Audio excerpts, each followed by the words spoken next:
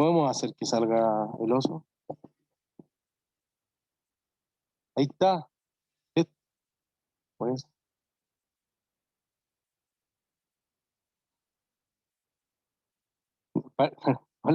Pero parece que esta, ¿sí? Que el oso tiene que venir más cerca. Pero espera, ¿queréis que aparezca eso en grande? Ahí está el oso. Da salud.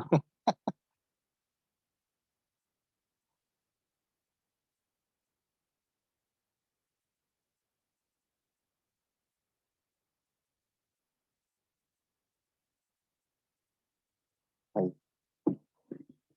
56, ya. Estamos entonces.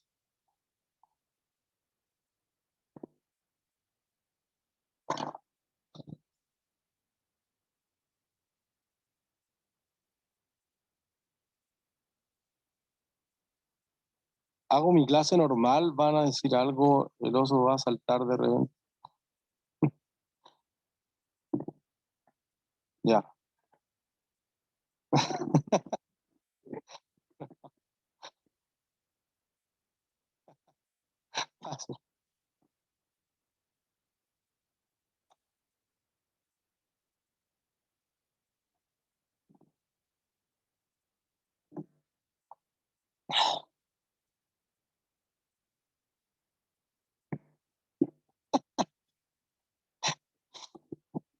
Ya, listo. Comencemos. Entonces, si van a la página de web cursos de nuestro curso, ya tenemos todo cargado. Entonces, fíjense que ahí ya tenemos todo el material de curso que decíamos el otro día, los videos de ejercicios resueltos, los capítulos al final, los links donde van a tener que subir los desarrollos, etcétera, etcétera, etcétera. Además, yo ayer lo inscribí en el metacurso de los controles. Entonces, ahí le hice un link porque van a tener como 3 contabilidades financieras. ¿Qué hay que hacer en este? Los controles de lectura, los ejercicios, las tareas. El de otros, el 30% que decíamos, y acá vamos a tener como el metacurso general donde va a hacer las pruebas y el examen eventualmente donde lo tienen que rendir. Por si les aparecieron más cursos cargados después de eso, ahí va a estar. Y ahí, bueno, esto ya, eso sí estaba el otro día, así que ahí tenemos como la mayor parte de las cosas iniciales que necesitamos para el curso. Entonces, a mí lo que siempre me gusta hacer como al principio de un curso es decir, oye, quizá hay algo desde donde provenimos, que es, en el fondo, qué aprendieron en Intro a la Conta.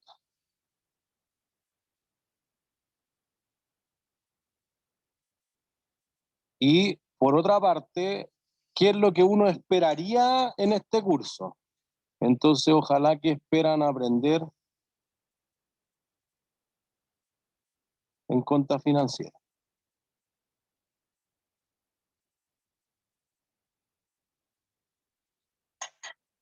Sí, entonces, alguien que se acuerde algo de Intro a la Conta, ¿qué aprendieron? Tengo expectativa en ti. ¿Alguien se acuerda de algo? ¿En la casa alguien se acuerda de algo? A hacer El marco conceptual. a hacer balance, a leer los estados de resultados. ¿Ya? O sea, ¿se acuerdan de estado financiero? De partida el estado de resultados, perfecto. Escuché balance también, entonces el estado de situación financiera o balance, perfecto. ¿Qué más? El marco conceptual.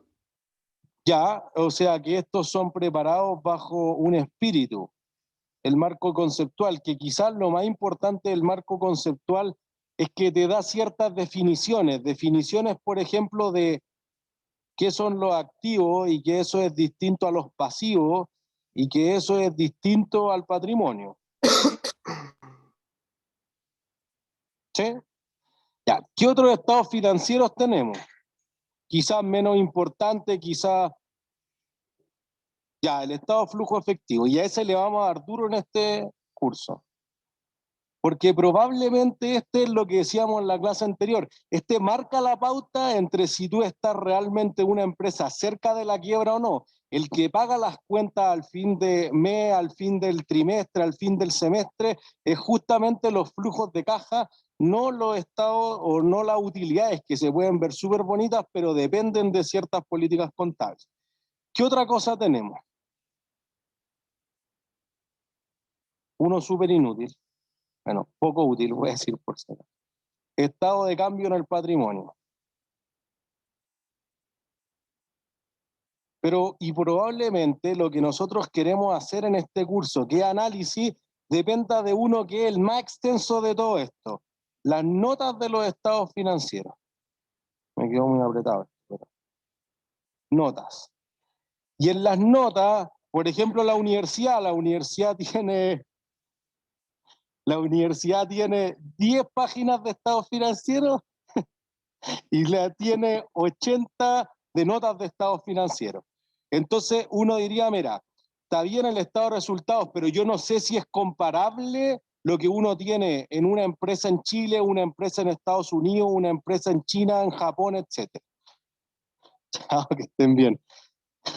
Gracias a usted. Entonces, lo que uno tiene que tener ahí es las notas.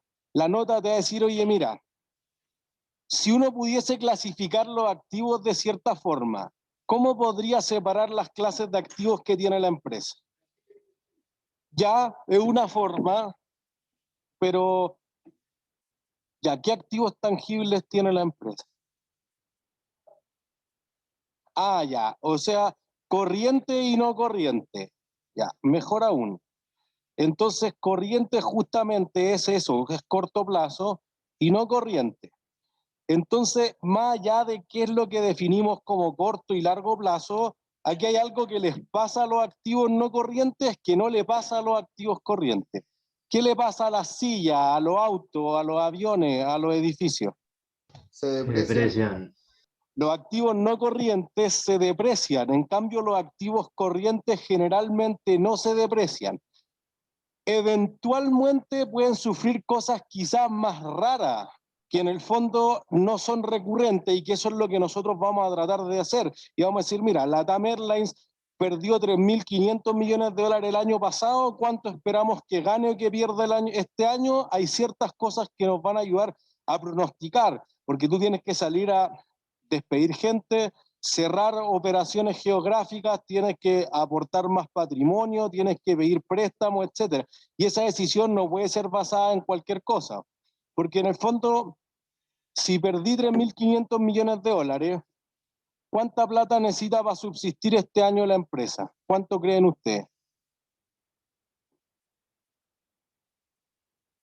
¿7.000 millones de dólares? Es una gran apuesta. Dudo que logre levantar 7.000 millones de dólares en LATAM Airlines, porque en el fondo ustedes harían esto, ya, ustedes ponen 7.000 millones de dólares y al final del año se los fumó. ¿Y ustedes qué ganan? Nadie invertiría en eso. Por eso que hay muchas cosas que tienen que ver con la seguridad o con el riesgo que tengo en ese activo, porque en el fondo digo, mira, los corrientes en general se considera que son más seguros, por ejemplo, porque son efectivos y ya sé cuánto valen.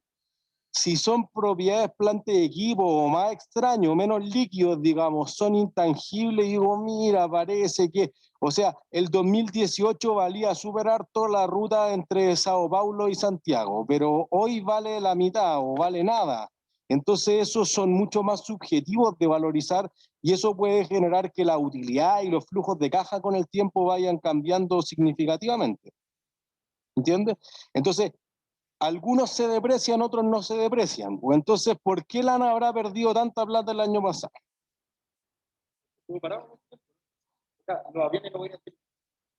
O sea, no sé si los aviones no podían salir, lo que pasa es que las personas no podían subir, que es distinto. Ese supuesto cree que el único ingreso que tiene la TAM es de personas. ¿Cuál es otro ingreso que tiene la TAM? De carga, ¿no? Y carga ha sido un segmento muy exitoso desde mucho antes de la pandemia, desde antes que se funcionara con TAM en el 2012. La TAM, LAN Chile sobre todo, siempre fue muy exitoso en carga, inclusive en Miami en algún momento movía tanto más que las aerolíneas locales que le hicieron tener que montar una empresa legalmente allá por la regulación de Estados Unidos, etc. Entonces, ahí hay un segmento que quizá nunca paró y por el contrario, ese segmento se incrementó durante el 2020. Entonces uno diría, mira, es probable que no tenga los mismos pasajeros que tuve 2019, quizás voy a tener más que 2020 por las vacunas, etcétera, pero quizás el mejor negocio todavía sigue siendo moverse a carga o a otras cosas, ¿se entiende? Entonces, por ejemplo, me contaba la profesora Frances Schurman de Viña del Mar el otro día, su hijo se fue por el Magíster Internacional a Viena y se fue en un avión de Iberia y tomó un curso mientras volaba, 10 horas, online. O sea, podrían encontrar otros segmentos de negocios de obtener la aerolínea. Entonces me voy partner con una universidad online que puede hacerlo perfectamente en 10 horas. Yo dicto cursos a los ejecutivos de 16 horas, entonces uno dice es perfectamente abordable ciertas temáticas. Entonces, podría ser que se está reinventando y entonces ahí uno diría, oye, me tengo que deshacer de ciertas cosas. Quizás ya aviones, o necesito los aviones, pero necesito más bodega y menos aviones, con más frecuencia, o de plano al avión tengo que botarle todos los asientos. ¿Entiendes? Entonces, en esa línea debería ir el análisis que uno hace normalmente y decir, mira, si estos se deprecian, ¿por cuánto tiempo se deprecian? ¿Por cuánto tiempo creen que una aerolínea utilizará sus aviones?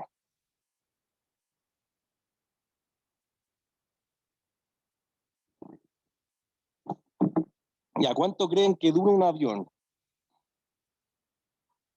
¿5? No, muy poco.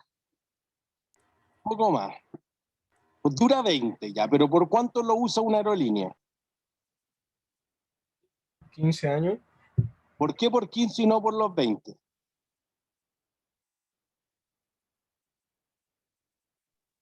Ni idea, porque los renuevan o no.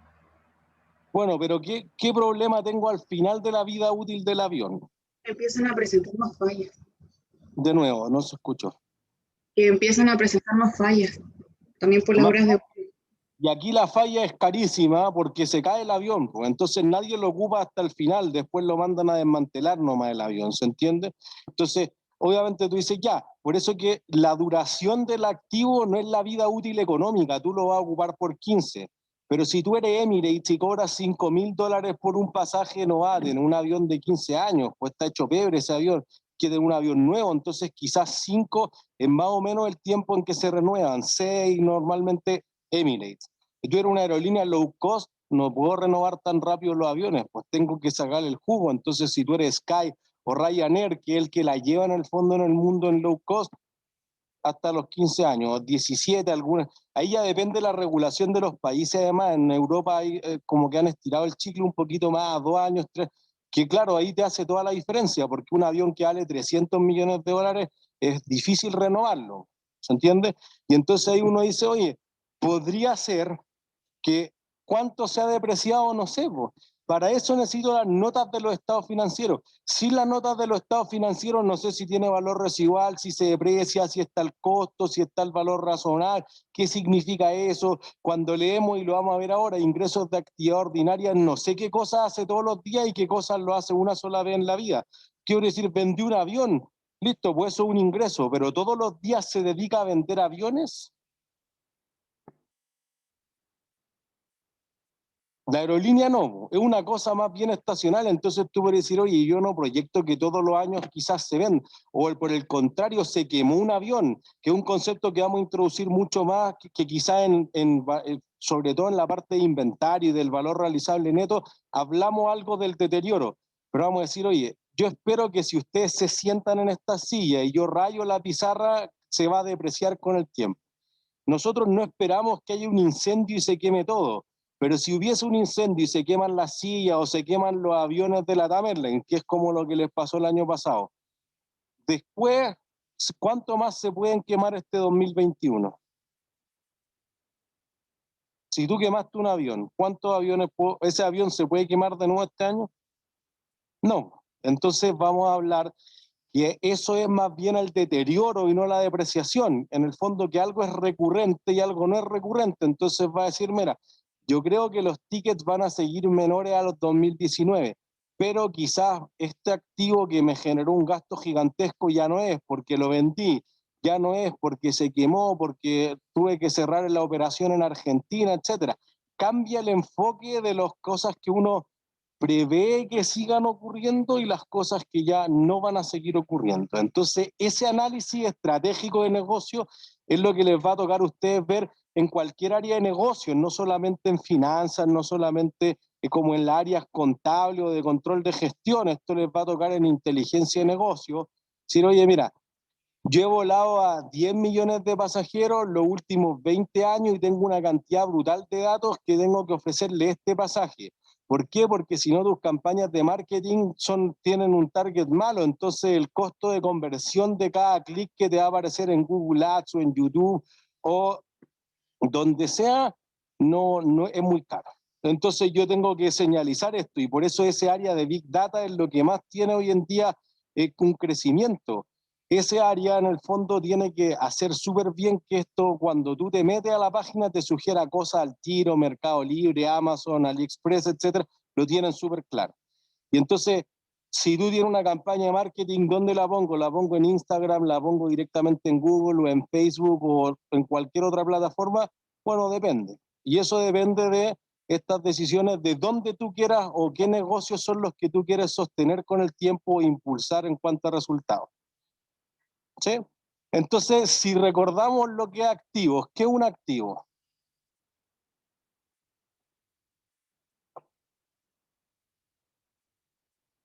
¿Ya? Beneficio. Digamos entonces que genera beneficio. Profe, antes que siga, Vamos a ponerle económico, porque la contabilidad está basada en números. Pues si te genera un beneficio emocional, bienvenido sea, pero eso no se puede cuantificar. En el económico es que lo llevemos a un número, sea dólares, sea libra esterlina, sea Bitcoin, Ripple, la moneda que sea, pero que sea económico. ¿Qué más? profe, antes de que siga, Ajá. le voy a decir a los alumnos que están en la sala que aprendan el micrófono porque al menos yo no escucho nada de lo que dicen. Perdón. Pero justamente dijo generar beneficio económico. El resto de los casos no han hablado. Pero acuérdense de prender el micrófono. Y si no, acérquense el micrófono por si acaso.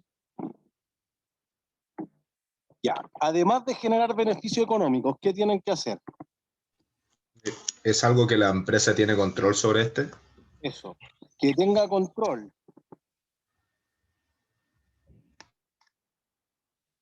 Entonces, porque aquí no, es que puede ser que el tipo de cambio, por ejemplo, oye, tuvimos suerte, entonces bajó y ganamos plata, pero yo no tengo control del tipo de cambio, del dólar. Entonces, además, el clásico ejemplo es que los trabajadores, claro, te generan beneficio, pero tú no eres el dueño del trabajador.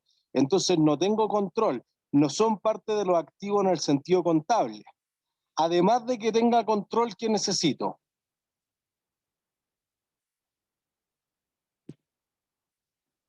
De nuevo, que perdure en el tiempo, no, pues se puede extinguir. O sea, tú vendes el inventario y ya no perduró. No, pero sí que surja a raíz de hechos pasados.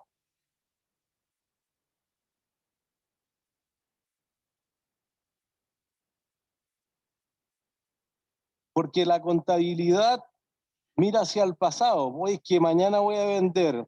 Bueno, te puedes morir antes de eso y no hay venta en el fondo. Entonces, o sea, y eso es evidente en LATAM Airlines. Pues si tú compras un pasaje para el 2022 que está súper barato, podría ser que LATAM Airlines quiebre antes de eso y entonces no van a conseguir su pasaje. Y después pidió el reembolso, pero como LATAM ya se había gastado en pagar sueldo esto, quizá el reembolso va a la mitad.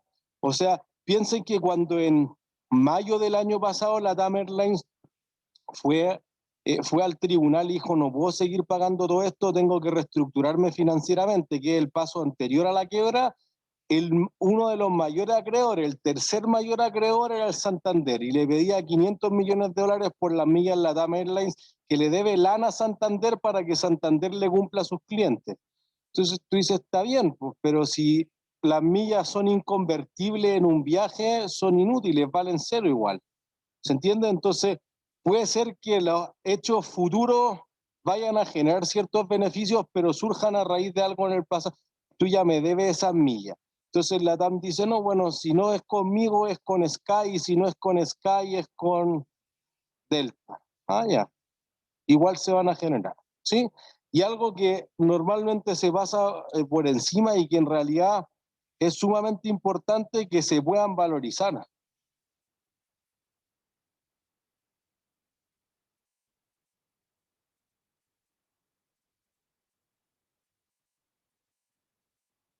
Porque miren, ¿cuánto creen que vale la pizarra de la sala?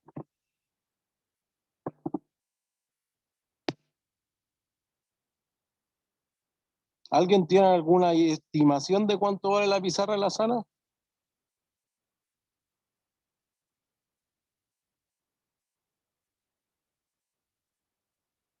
¿Nadie se imagina cuánto vale la pizarra? 1 millón. ¿1 millón? ¿Alguien cree que vale menos que eso? ¿500.000? Pero fíjense que tenemos un rango acotado. Nadie cree que vale 20 millones o que vale 3 lucas.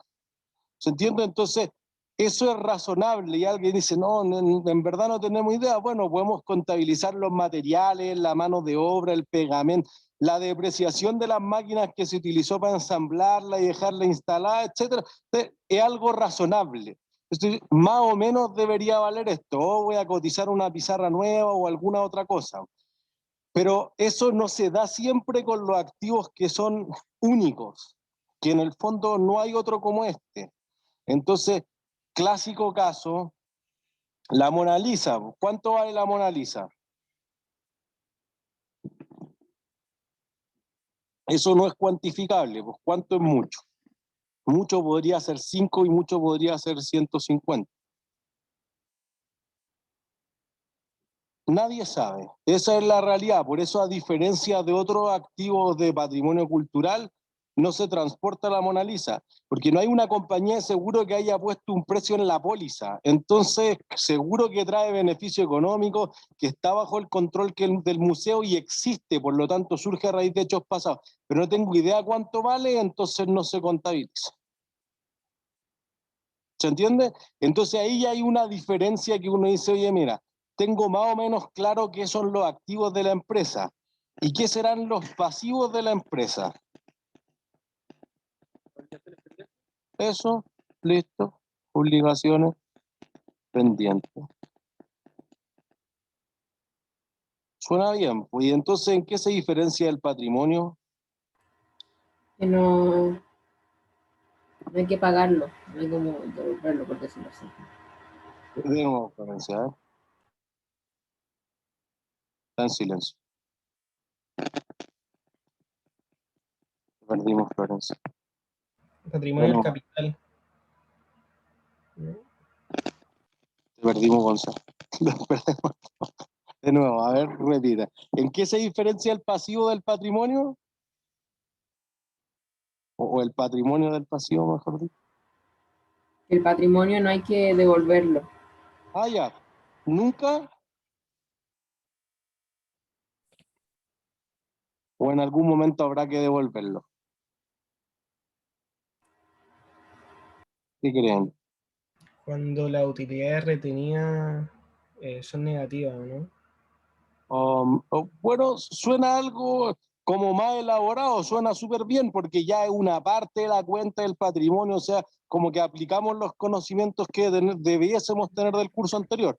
Pero en el fondo tú dices esto, mira, un pasivo, voy y le pido un préstamo de consumo, partamos lo más básico, voy y pido un crédito de consumo en el banco. ¿Por cuánto tiempo me prestará esa plata el banco como máximo?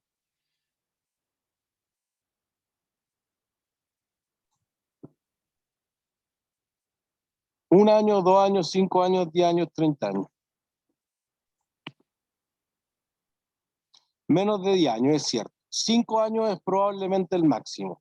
Porque si yo tomo la plata del crédito de consumo, ¿en qué la puedo usar? En consumo como vicio.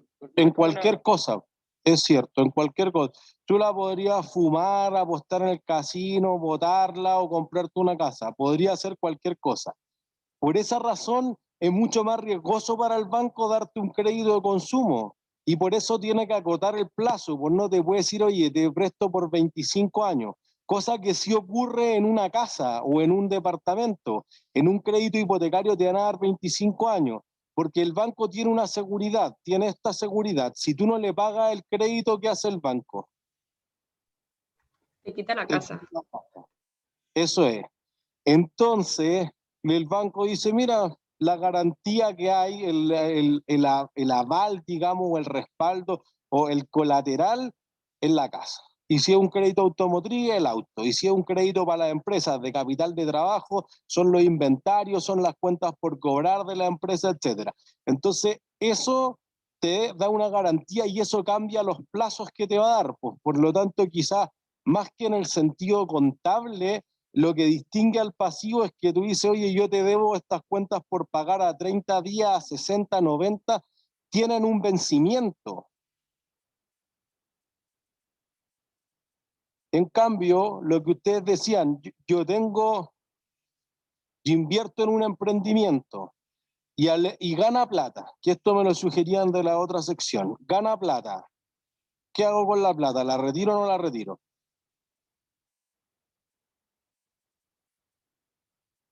¿Qué harían ustedes? Eso, ¿cuánto reinvierto? Lo que yo puedo reinvertir, o sea que si es que yo, por ejemplo, necesito sobrevivir, ahí se me queda. Bueno, es ahí, pues, por eso que uno dice, oye, pero podrías crecer al 300%, sí, pero tengo que pagar el arriendo, tengo que ir al supermercado, entonces no da para reinvertir el 100% de las utilidades.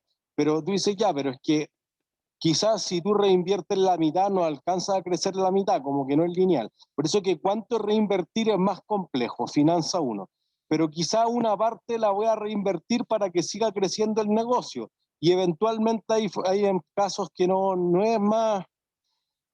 es rentable, digamos, crecer. Pues típicamente un restaurante muy bueno dependerá mucho del chef. Entonces, no tengo dos chefs iguales, no puedo hacer 6 restaurantes. Distinto a si tú tienes una franquicia, entonces tú puedes poner 300 McDonald's y en una buena posición hace lo mismo, no necesita el chef. Depende de qué activos sean contables o no, podría ser tu personal el activo estratégico, digamos, o clave, el que va a tener ahí. Entonces, tú vas a decir, mira, algo lo voy a tener que retener para reinvertir, pero voy a seguir reinvirtiendo ¿hasta cuándo? ¿En qué momento me dejo de... ¿Cuándo abandono la empresa y la vendo y me dedico a vivir la vida?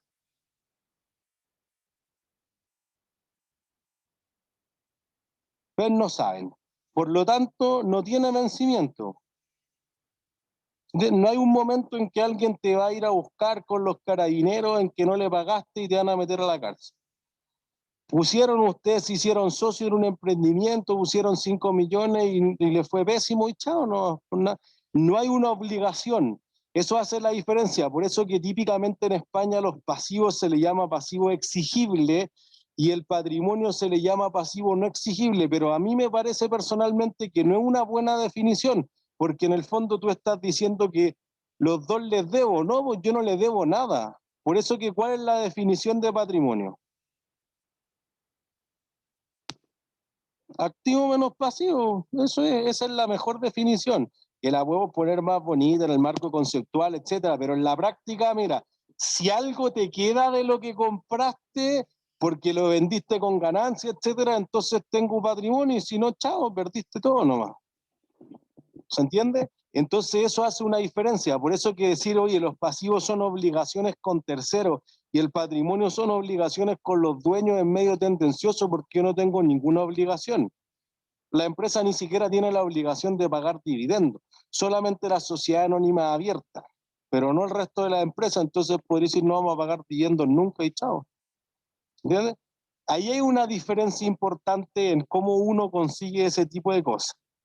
Entonces, vamos a tener la idea de qué es activo, qué es pasivo, qué es patrimonio, etc. Entonces, creo que con estos conocimientos, una súper buena base para lo que uno debería hacer o debería esperar de este curso. ¿Qué esperan de este curso?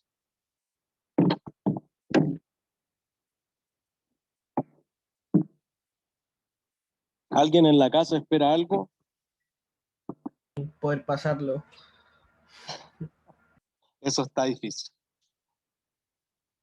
¿Qué más aparte de pasarlo? O sea, es que para pasarlo deberían lograr los objetivos que nos pongamos ahora. Si nadie espera nada es bueno porque esperamos, o sea, vamos a superar las expectativas sí o sí. Pero quizá, a diferencia de lo que sería el curso anterior, nos vamos a enfocar mucho más en el flujo de caja, en el estado del flujo de efectivo y mucho más análisis. Entonces, por ejemplo, creo que en la sección anterior me decían, no, queremos ver las transacciones y qué hecho económico hay detrás. Suena súper bien por un ejercicio de introducción a la contabilidad para entrar a los negocios, pero cuando ustedes llegan a la gerencia y vendan auto en un concesionario automotriz, o sean gerentes de, no sé, del Jumbo, de un Latam o de Amazon, no, van a decir, yo no veo las transacciones, a mí me va a llegar un reporte financiero porque tengo que velar por 15 países, por 30 locales, por 200 tiendas, y quiero ver si el reporte tiene sentido. Entonces nosotros vamos a enfocar quizás ese tiempo que decíamos un poco en la clase anterior, que antes quizás lo dedicamos mucho a ver asientos, a entender, que yo digo, mira,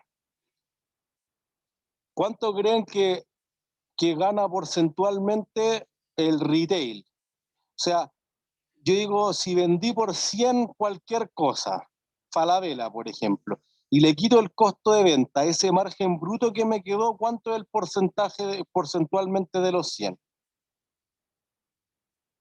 ¿Cuánto creen? No, mucho. Pero Louis Vuitton sí, y Zara seguro que sí, pero Falabella no. Un poco más, 40, por ahí. Si es menos de 35%, empiezan a perder plata en última línea. Después le quito los gastos, los impuestos y empiezan a perder plata. Entonces, fíjense que el espacio es entre 35 y 40%. Entonces, aquí hay puestos muy estratégicos de nuestros egresados del Magíster de Marketing. Key Account Manager. Yo tengo un CAM malo que fue a una feria en el otro hemisferio para saber cuál era la colección que había que vender ahora y se quedó con stock para sacarme el stock de encima que tengo que hacer. Liquidarlo. Entonces empiezo a vender toallas de playa, ahora tengo 2 millones de toallas, chao, estoy muerto, hay que llevarla a la Copec y vendérselo por lucas la toalla. Entonces liquido y me como todo ese margen y las liquidaciones podrían ser por debajo del costo porque tengo que deshacerme de ese inventario físico, tengo que hacer caja, etcétera. Y entonces si me como ese 5% de margen se acabó. Pero ese es el margen que le queda a Falabella, ¿se entiende? En el supermercado, por ejemplo, será más alto o más bajo, más que en la tienda por departamento, el margen bruto. Menor, ¿por qué?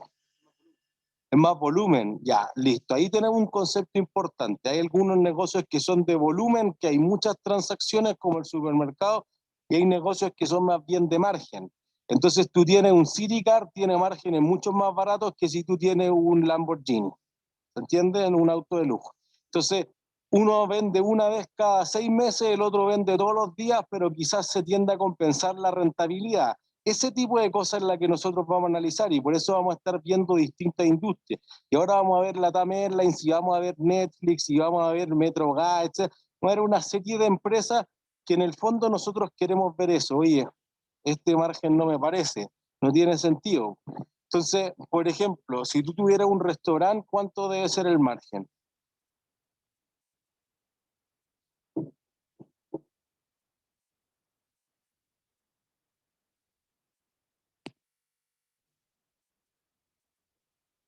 ¿Cierto? Como 2/3, como 65%. Si tú tuvieras un bar, ¿cuánto tiene que ser el margen?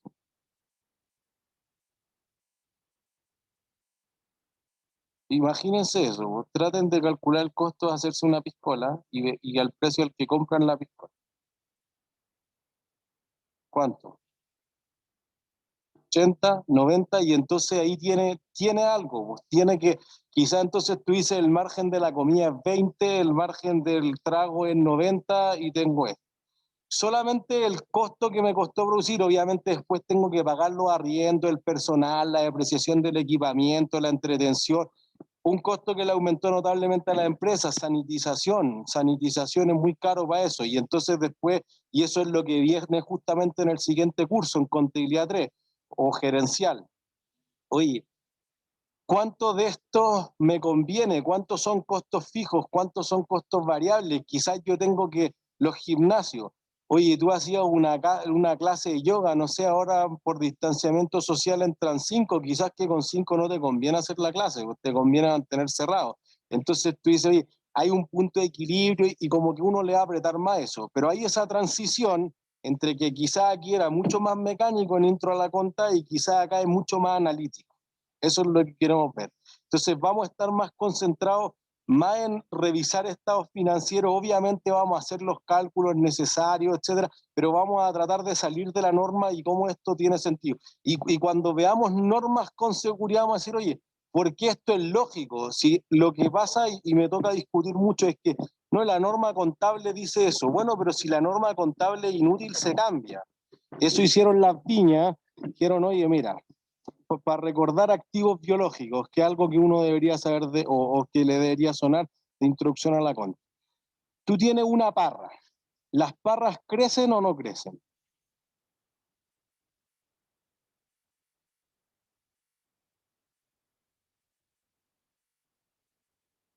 ¿Sí? ¿No? Sí. Ya, ¿hasta cuándo crecen? ¿La parra? La uva, no la parra. Entonces tú quieres que la parra crezca hasta que te dé uva, habrá un porte económicamente óptimo, digamos. Ya, y ahí no crece más. Entonces, a diferencia de las uvas que siempre crecen, llega la vendimia y ahí lo transformo. Entonces las piñas fueron al Consejo de las Normas IFRS y le dijeron, oye, nosotros no queremos reevaluar las parras, pues si para mí la parra es una máquina de dar uva. Entonces tú haces crecer la parra hasta que funcione bien, digamos 1,5 metros y chao. Y después con el tiempo, ¿qué le pasa a la parra? Se deprecia. Entonces dijeron, esto deberíamos tratarlo igual que un activo fijo, no hay una diferencia entre un auto y una parra. No, pero no hay, porque a mí no me sirve estar llamando un tasador de parras que no existe y que si existe le cuesta una cantidad brutal a la empresa y es inútil para tu negocio. Entonces el ISB, el consejo dijo, es cierto, pues se cambia la norma contable, porque la norma contable te impedía hacer negocio y eso es tonto. Por el contrario, la contabilidad te debería dar justamente esta información táctica, estratégica, para que los negocios puedan hacer cosas mejores. Entonces, oye, que hay que cerrar esta tienda, que hay que pedir más préstamos, que hay que poner más patrimonio, que podríamos repartir mejores utilidades, que si esto lo depreciamos aceleradamente lleva más gasto, pago menos impuestos, todas esas cosas que tienen que hacer las empresas, pero para apoyar a que tú vas a hacer crecer, que vas a contratar a más gente, que vas a tener más equidad de género, de sueldo, de lo que sea, algo mejor va a hacer la empresa. No estorbarle a la empresa. Cuando la contabilidad le estorba a la empresa es inútil. Y por lo tanto queremos mostrar justamente la parte que no estorba, que contribuye a la empresa. ¿Se entiende? Entonces, miren, vayamos a los estados financieros. Lo voy a hacer desde cero. Voy a volver a Google.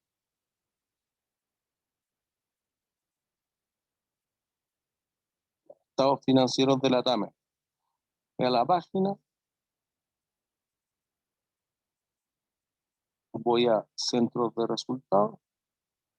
Y fíjense, aquí tengo los estados financieros, pero solamente tengo hasta el tercer trimestre, hasta el 30 de septiembre. O sea que la información más cercana que puedo ver está como 6 meses atrasada. ¿Por qué no tengo la información al 31 de diciembre por lo menos?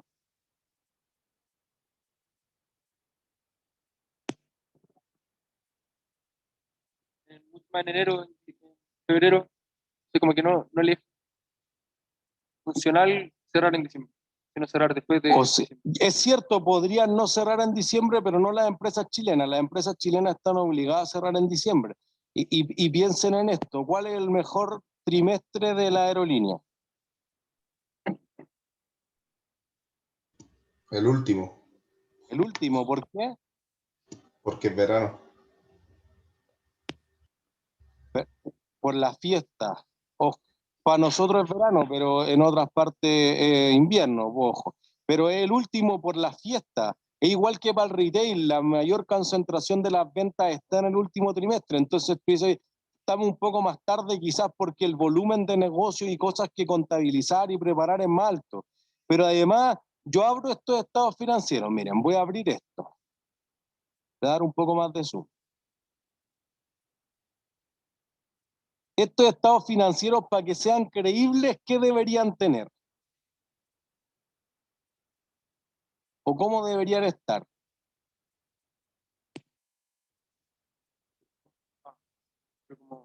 Empieza con A, empieza con A. Y con U. Auditado. Auditado. Claro, porque yo voy a decir, oye, no, mira, la TAM ganó 5.000 millones de dólares. Sospechoso, muy sospechoso. ¿Quién dice? Porque obviamente si tú trabajas dentro de la empresa, ojalá no existiera, pero la realidad es que hay un incentivo importante a cocinar los resultados hacia arriba. Nadie quiere estar en una empresa perdedora. Por eso tiene que venir alguien que se supone que es independiente, dice, oye, mira, yo fui a contar y está lleno de inventario tu tienda, entonces no vendiste nada, como tú decís, o revisé toda tu factura y facturaste 2 veces, no hay facturas por los 800 millones que tú dijiste, etcétera. Entonces, lo primero que tienen que hacer, los estados financieros están auditados. Entonces, imagínense una empresa como la TAM Airlines, su operación en 5 países, con activos muy complejos, que tiene un motor que tiene una vida útil distinto que el fuselaje del avión, distinta que los asientos.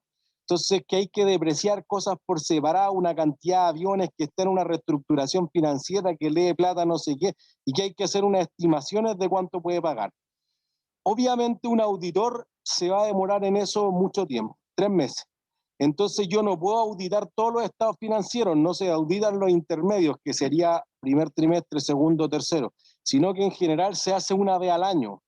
Y entonces ahí uno va a decir, bueno, si yo hice enter el 31 de diciembre, no me va a aparecer la contabilidad mágicamente. Primero tengo que hacer súper hartas estimaciones de los devengados, provisiones de vacaciones, indemnizaciones, depreciaciones, amortizaciones, intereses capitalizados, etcétera, etcétera, etcétera. Entonces eso puede tomar que las auditorías parten, para las empresas chicas quizás parten más tarde, como nuestros clientes partió el 8 de febrero, pero podrían partir el 15 de enero. Entonces el auditor tiene que no va a ir a contar todos los aviones, todos los inventarios, etcétera, va a hacer un muestreo estadístico, va a decir, más o menos yo hice una revisión, pero eso podría tomar 2 meses. Entonces más o menos en estos días están los estados financieros. Si yo quiero aprobar los estados financieros, tendría que mostrárselo a los dueños de la empresa. ¿Y cuántos dueños creen que tiene la TAM? Hartos. Ya, miren, entonces voy a hacer esto de nuevo desde cero, que quedó desde la clase anterior. Voy a la página de la bolsa, bolsadesantiago.com, y lo escribí mal. Bolsa de Santiago. Ahí sí. Entonces, aquí arriba dice ya, ¿qué emisor busca la TAM Airlines? Entonces, ¿qué te dice de la acción de la TAM? Te dice, mira, ahora vale 1.310 y ha bajado 1,19% en el día. Te muestra los precios en gráfico de vela, se puede cargar a línea, etcétera. Puedo irme hacia cuánto ha bajado en el tiempo, desde el año pasado, bla, bla, bla. Si voy a antecedentes financieros, y aquí sale un error, pero acá me va a decir cuántos accionistas, no es que tenga 0 accionistas. Vamos a revisar otro, pero aquí te dice, mira, Delta Airlines tiene el 20% de la empresa.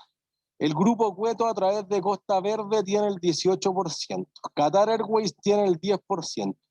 Otros accionistas que sí podrían ser muchos, quizás no millones, pero muchos, por ejemplo, Banchile, pero corredores de bolsa.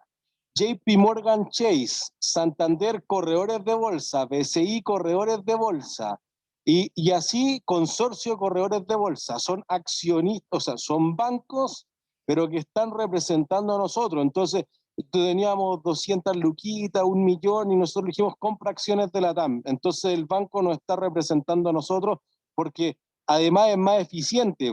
Si alguien tiene, siempre me acuerdo de mi amigo Filip, compañero aquí en la universidad, decía, no, yo voy a comprar una acción de Entel para ir a la junta accionista. una estupidez gigantesca, porque tiene una acción de 20 lucas, ir a perder todo el día y que va a subir de 20 a 20.100, ir a perder todo el día es tonto. Entonces, en general se elige como un representante. Pues entonces, miren, cambiemos a otra que sí nos salga el número de accionistas.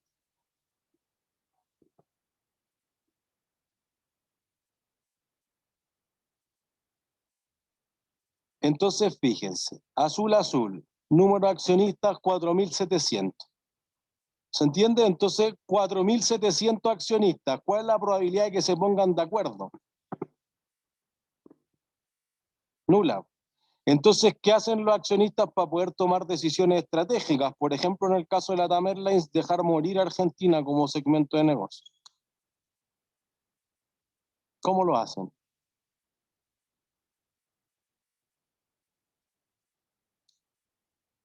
¿Qué eligen?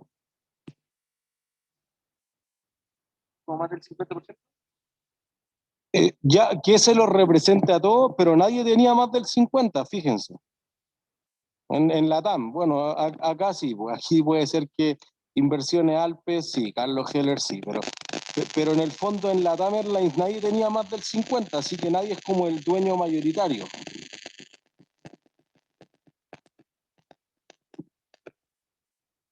Pero la empresa elige un directorio. El directorio, 5 personas, 8, 10 en la empresa muy grande, representa a los 4.700 accionistas. Y entonces los directores toman esas decisiones estratégicas. Entonces, cuando uno va a los estados financieros, como el de LATAM Airlines, en el fondo tiene que estar aprobado, primero por los auditores. Entonces, fíjense, si yo bajo, dice Price, revisión de auditoría, y te dice, mira, fíjense en esto, énfasis en la empresa en marcha. Dado que la TAM está al borde de la quiebra, está en una reestructuración financiera, quizás no se cumpla el principio de la empresa en marcha porque no va a durar indefinidamente o podría no durar indefinidamente. ¿Se entiende? Y entonces ahí te habla que la reorganización y la reestructuración de su deuda y entonces tiene problemas. Ya, no, hay que leerlo con salvedades, no es como que le crea todo lo que está ahí y fíjense acá. Bajo al balance. Entonces tenemos al 31 de diciembre, y esto es lo más cercano que tenemos, al 30 de septiembre, pero no está auditado. Entonces, veamos los grandes números. La empresa tenía 21.000 millones en activos al término del 2019 y tiene 15.000 millones al término o al tercer trimestre del 2020. Bajó en 6.000 millones el activo, para que se mantenga la paridad contable, que debería haber bajado también 6.000 millones. Pasivo. Los pasivos, listo. Voy a los pasivos. Fíjense acá, total de pasivos, tenía 18.000 millones, ahora tengo 16.500 millones. Bajaron en 1.500, no bajó en 6.000. ¿Dónde están los otros 4.500? Patrimonio. Y fíjense acá, tenía 3.000 millones en patrimonio y ahora tengo paréntesis 1.500 millones. ¿Qué significan los paréntesis? Negativo. Entonces la empresa, por eso que tiene la mayor pérdida en la historia de una empresa chilena en la vida, destruyó esos 4.500. Y si yo la miro contablemente, ¿cómo está la empresa?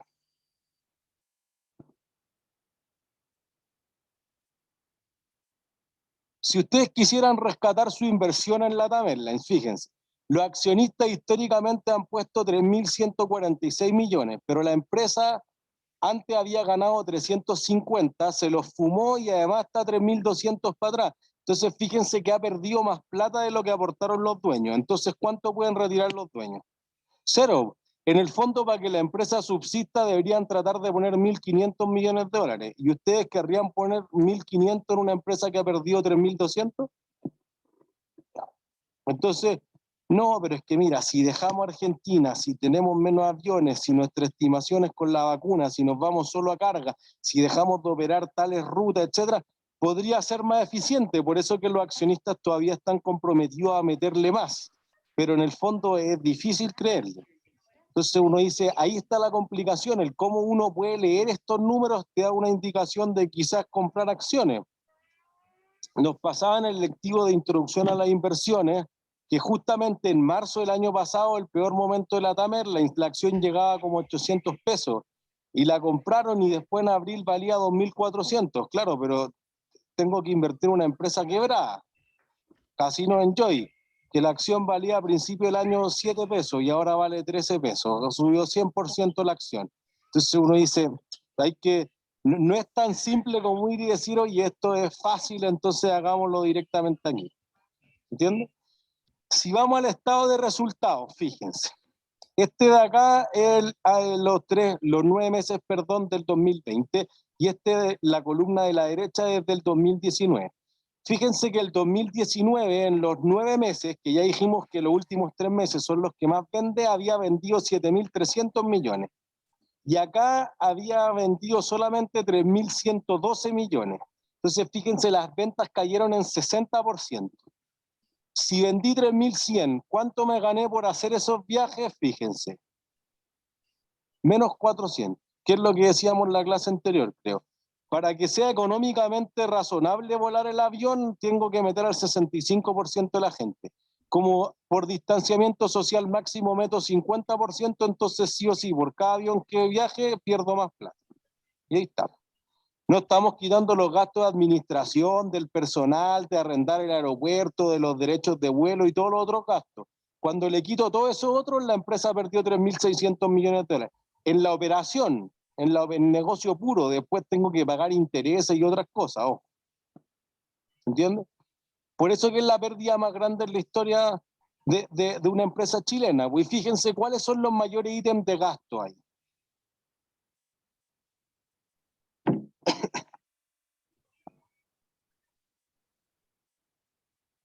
¿Cuáles son los mayores ítems de gastos para la TAM? Le voy a dar un poquito más de zoom por si acaso. La reestructuración. ¿La? La reestructuración. O eso hizo, ¿no? Gasto de actividades de reestructuración. No, ese es 547, alto, pero hay otros más altos. ¿Cuál es más alto que eso? De ventas, ¿o no? Costo de venta, ese es el más grande. ¿Y cuál es el segundo más grande?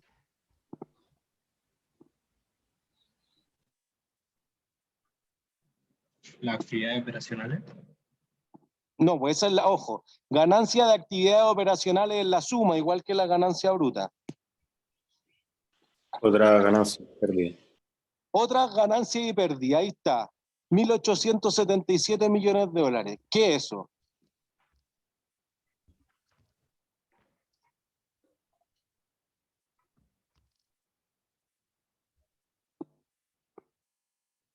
Nadie sabe. Yo tampoco.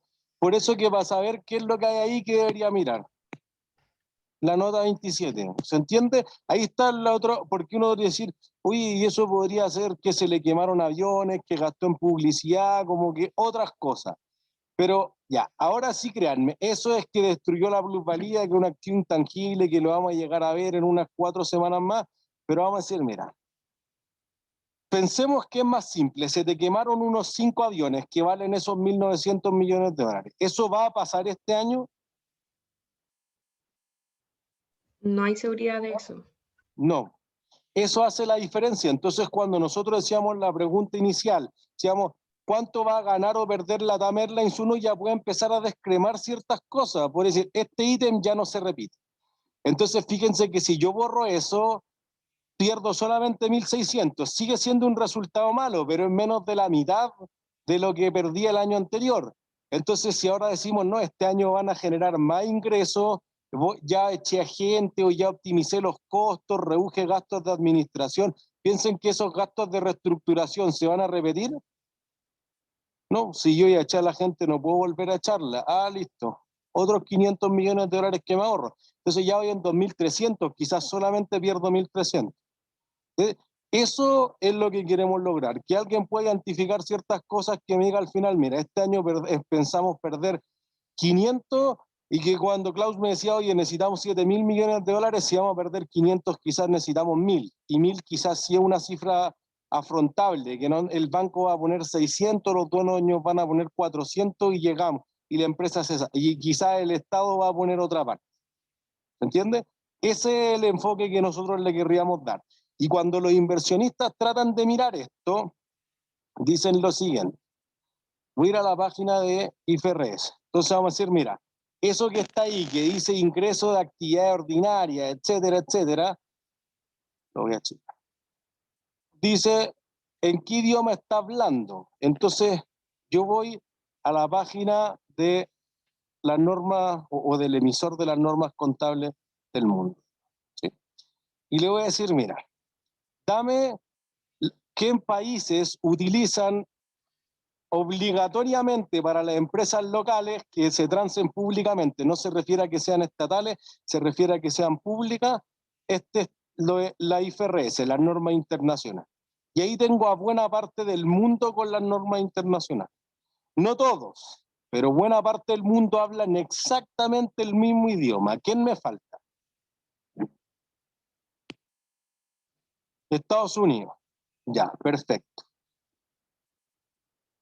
Estados Unidos me falta. ¿Quién más me duele que no esté? China. China. Japón. Perfecto. ¿Quién más me duele que no esté? Japón. Japón. Listo. ¿Quién más me duele que no esté?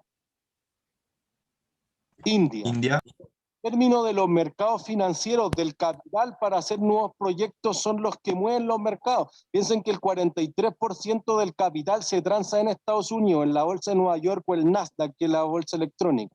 Después viene la bolsa de Londres, después viene la bolsa de Japón y después viene la de Hong Kong con Shanghái, que ya están más equiparadas, después Frankfurt en Alemania, después la de París, e India debe ser la séptima o la octava. Y sobre todo en Latinoamérica, Brasil es muy grande, la bolsa de Sao Paulo es la 10ª más grande del mundo. De hecho, Chile con Perú, con Colombia, hicieron el mercado integrado latinoamericano, fusionaron las 3 bolsas, y las 3 bolsas son más chicas que Brasil, pero dijeron no, busquemos un socio más grande para que esto agarre vuelo. Obviamente no va a ser Argentina, no va a ser Venezuela, nadie quiere invertir ahí. Pero fueron con México, bastante más grande, 60 millones de habitantes. Y los 4 juntos igual son más chicos que Brasil, pero ya están más cerca de tamaño. ¿Se entiende? Entonces, en ese sentido, ante un inversionista como Latam, que tiene acciones en Chile y en Estados Unidos, debía presentar bajo unas normas contables, y fíjense que esto tiene un trabajo operativo importante, y después presentar otra en Estados Unidos. Pero yo le voy a hacer una pregunta distinta. O sea, fíjense que norte de África, por ejemplo, o Bolivia, a nadie le importa que no ocupen la IFRS, no por una cosa cultural, sino en términos de flujo de capital. Lo que mueven es muy poco, entonces es irrelevante. Pero yo le voy a preguntar que sean las que están permitidas, pero no están obligadas. Gano algunos países, y ahí fundamentalmente acá ya gano. Pues entonces, por ejemplo, tú dices, oye, quizás para Sony o para Nintendo es mucho mejor publicar en IFRS, aunque no esté obligado, porque puede ir a buscar plata a cualquier otra parte del mundo. Y fíjense acá, que está permitido o está obligado a empresas que sean extranjeras. Y aquí me gano a alguien importante. Estados Unidos. Entonces, empresas como Embonor, como Sokimich, como Latam Airlines, que tienen acción en Chile y en Estados Unidos, ya no tienen que hacer 2 contabilidades que gastan mucha plata en eso. Los mismos estados financieros de acá lo hacen allá. Y por eso, por ejemplo, entonces Sony dice, oye, si Japón me queda chico, voy a Estados Unidos con los mismos estados financieros en ambas partes. No es que aquí perdí 3.600, pero allá gané 1.800, que eso podría ser más complejo en el fondo. ¿Sí? Y fíjense, con esto vamos a dar paso a la charla de la Fiscalía. Si aquí preguntamos para Small and Medium Enterprises, o sea, lo que serían las pymes que estén obligadas o que se le permita. Y ahí fíjense que Chile ha sido uno de los pioneros en utilizar la IFRS desde que existieron, y aquí América Latina la lleva, y que están considerándolo fundamentalmente para las pymes, para las empresas pequeñas, porque esto es mucho más ordenado cuando van a pedir plata al banco. O si la empresa lleva así como factura y boleta y cualquier cosa, el banco se los tira por la cabeza o le cobra una tasa violenta, muy grande. En cambio, si tú llevas un estado financiero, puedes ir a este banco, puedes ir a otros bancos, con las criptomonedas se hace más fácil todavía que invierta cualquiera desde cualquier parte del mundo, y viene en el mismo formato común, es mucho menos trabajoso para el banco, entonces te cobra mucho más barato. Esa disminución en el costo del capital ha sido algo importante. Y los que lo estén considerando, fundamentalmente una parte importante de Europa y Rusia sobre todo. Y ahí en términos de flujo, las pequeñas empresas ahora podrían tener a la AFP, por ejemplo, que es algo que se está evaluando, que las AFP que le prestan plata solamente a grandes empresas en Cosucho o Kimmich Latam, quizás puedan invertir en pequeños emprendimientos. Y eso les beneficia a los dos, le beneficia a la AFP y le beneficia a la pyme, que normalmente no tiene dónde acceder en el capital. ¿Sí? ¿Dudas? ¿No? Francisca, son todos tuyos entonces. Hola, profesor, muchas gracias. Bueno, buenas tardes a todas, a todos. Agradecer una vez más al profesor que nos haya dado estos últimos minutos para poder conversar con ustedes. Mi nombre es Francisca Molina, soy abogado de Secretaría General y trabajo principalmente con el fiscal Alejandro Celis. La razón por la cual solicitamos al profesor que nos diera unos minutos el día de hoy es para comentarles un poco qué es lo que hacemos nosotros, en qué consiste el Código de Honor, y comentarles más que nada cosas o darles tips quizás o comentarios para que tengan cuidado y así no vayan a ser ustedes quizás objeto de alguna denuncia en virtud del Código de Honor y posteriormente ojalá que no vayan a ser sancionados tampoco, ¿ya? Por lo tanto, esto es un poco un recordatorio de la normativa que tenemos interna en la universidad. Como ustedes saben, ¿cierto? La universidad no solo se preocupa que ustedes tengan un desarrollo académico, sino que también vela por todo lo que es que ustedes tengan un buen desempeño, una buena evaluación en todo lo que es valórico o ético. ¿Ya? En virtud de ello es que, quizás más de alguno lo debe conocer acá, que en la universidad tenemos un código de ética, y particularmente para todos las y los estudiantes existe el Código de Honor. ¿En qué aparece el Código de Honor o qué es lo importante? Este documento contiene todos los que son valores que se espera que todos los y las estudiantes de la universidad cumplan. En este documento van a encontrar valores, por ejemplo, como la contribución, o deberes, que lo van a conocer, ¿cierto? El deber de contribución, de respeto, de honestidad, etc. ¿Qué es lo que ocurre si es que alguno de ustedes llega a infringir alguno de estos deberes? Pueden ser objeto de una denuncia. Y esta denuncia la puede presentar tanto algún profesor como incluso cualquier otra persona que trabaje en la universidad o incluso también alguno de sus pares, ya quizás también algún estudiante. ¿Qué es lo que hacemos nosotros cuando recibimos una denuncia? Investigamos y posteriormente es una comisión de honor la que va a decidir ese caso. Y puede ser que en alguna situación ustedes vayan a ser sancionados. ¿Qué sanciones pueden tener? Puede ser desde un llamado de atención, lo más sencillo, que se llama o se conoce como una amonestación, y la sanción más grave que tenemos en el Código de Honor es la expulsión de la universidad. ¿Qué sanciones tenemos entre medio y que pueden ser y que generalmente son utilizadas en las sanciones? Son, por ejemplo, la expulsión del ramo, que significa que ustedes reprueban el ramo. Como también tenemos incluso suspensiones de la universidad desde un semestre para arriba. Por lo tanto, la verdad, si se fijan, las sanciones son muy variadas, pero también son bastante fuertes, sobre todo este tema de la reprobación del ramo, suspensión de la universidad, incluso la expulsión. ¿Por qué es esto? Puesto que el código es muy exigente con los deberes que se pretende que todos los estudiantes y las estudiantes vayan a cumplir.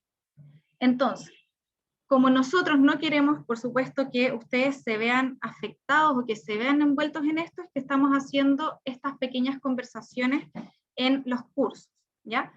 Porque además de, es importante, por ejemplo, que sepan, además del hecho de ser sancionados, de estas que ya les comentaba, el hecho de ser sancionado también puede tener ciertos efectos colaterales, por decirlo de alguna manera. Por ejemplo, puede que se vean afectados y que quizás no puedan postular a realizar un intercambio afuera, o a lo mejor no van a poder postular a ser ayudantes, como tampoco a ser representantes estudiantiles. Y además, un efecto importante que tiene es que afecta el ICA. de manera tal que si ustedes el día de mañana llegan a ser sancionados, posteriormente cuando tengan que tomar ramos, su ICA va a ser más bajo. Por lo tanto, todas estas opciones que tienen para poder elegir horarios, profesores, etcétera, de alguna u otra manera se vería afectado. Y por supuesto, lo que nosotros queremos con estas conversaciones es que ustedes no se vean nunca en alguna denuncia, ni menos, por supuesto, sancionados.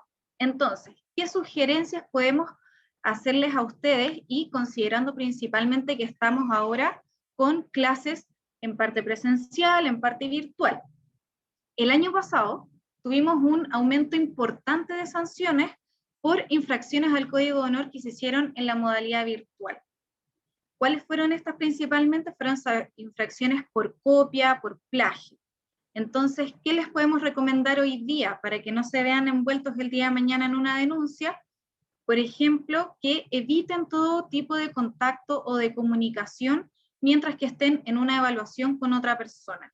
Por ejemplo, si tienen dudas de las instrucciones de la prueba, no entiendo qué es lo que quiere decir una pregunta, diríjanse al profesor o al ayudante. Lo mismo si es que tienen, por ejemplo, alguna tarea, si tienen cualquier duda con las instrucciones o alguna duda con una pregunta, es mejor que todas las consultas la puedan resolver con su profesor o ayudante y que no estén contactándose durante el desarrollo de la prueba, de la evaluación o de la tarea con algunos de sus compañeros, porque podrían eventualmente estar infringiendo el Código de Honor y verse expuesto a alguna sanción con todos estos efectos colaterales que ya les comenté anteriormente. Ya entonces, principalmente que tengan mucho ojo con eso. ¿Y a qué me refiero con comunicación? Puede ser un mail, puede ser un WhatsApp, hablar por celular, enviar un correo, etc. Incluso si es que estén conversando a lo mejor un tema que no tenga que ver con la evaluación. Ya entonces, más que nada es que se pongan en el escenario que, por ejemplo, si están rindiendo una prueba, es lo mismo como si estuvieran sentados en una sala de clase, ¿cierto? No podrían estar usando el celular, aunque sea para hablar de otro tema con algún compañero o incluso con algún tercero. Y en cuanto a lo que es el plagio, también hubo un aumento respecto a esto porque no se citaba. Ya como ustedes saben, bueno, me imagino la mayoría está teniendo algún curso de core o ya tuvo algún curso de core, ¿cierto? Tienen que realizar ensayos y otro tipo de artículos. En ellos no hay ningún problema si se quieren basar en fuentes o en cosas que vieron en internet o en el mismo libro. En ese sentido nunca va a haber ningún problema. Lo importante es que citen. Si van a utilizar una frase o un parafraseo de lo que encontraron en alguna página de internet, un libro, es importante que en ese lugar señalen y lo citen. Cosa que el profesor, cuando esté revisando su trabajo, sea capaz de distinguir qué parte del trabajo fue totalmente creación de ustedes y en cuál parte fueron en la que ustedes se apoyaron de otras fuentes. Ya cosa que así el día de mañana ustedes no van a estar envueltos en ningún problema de orden disciplinario o valórico, que es lo que regula el Código de Honor, ¿ya? Principalmente eso es, y bueno, ya para finalizar, para no quitarles también tanto tiempo, vamos a enviarle al profesor unos videos y unos tutoriales para que los puedan subir y ustedes lo puedan ver, en los cuales van a ver cosas tanto del Código de Honor como también del protocolo de acoso. Por si es que algunas personas no saben, la universidad además tiene también un protocolo de cómo accionar o cómo proceder en situaciones de acoso. Por lo tanto, también es importante que ustedes sepan y conozcan todas esas normas que pueden regir a la universidad y que les puede servir a ustedes el día de mañana. Asimismo, en caso de que tengan cualquier duda, comentario, etcétera, están todos los canales de comunicación abiertos. Nos pueden enviar un correo tanto al fiscal, a mí, o incluso al correo de Secretaría General, de manera tal que a nosotros de todas maneras nos van a llegar las consultas y se las vamos a poder responder. Entiendo que ya estamos un poco en la hora, al final de la hora, pero si es que el profesor lo permite o si es que alguien tuviera algunas dudas que pudiéramos resolver en 1 o 2 minutos.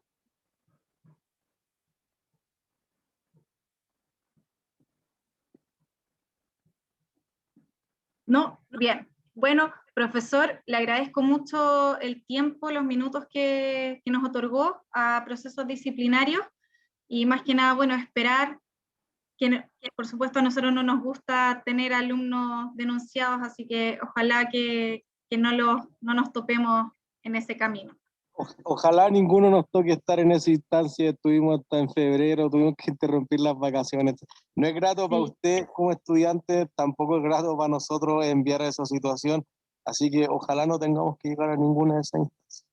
Sí, tal cual, así que me sumo a las mismas palabras del profesor. La idea de esta pequeña charla el día de hoy es recordarles eso y por supuesto que tengan un poco más de precaución y cuidado atendido que estamos con esta modalidad virtual, porque la verdad es que no nos gusta sancionar, pero por supuesto tenemos que hacer cumplir la normativa de la universidad.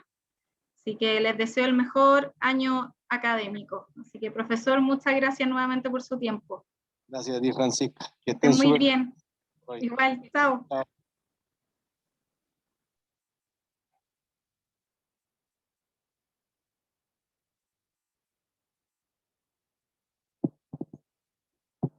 Chao, que estén bien. Chao, profe. Chao, Profe, cuídese. Muchas gracias. Profe.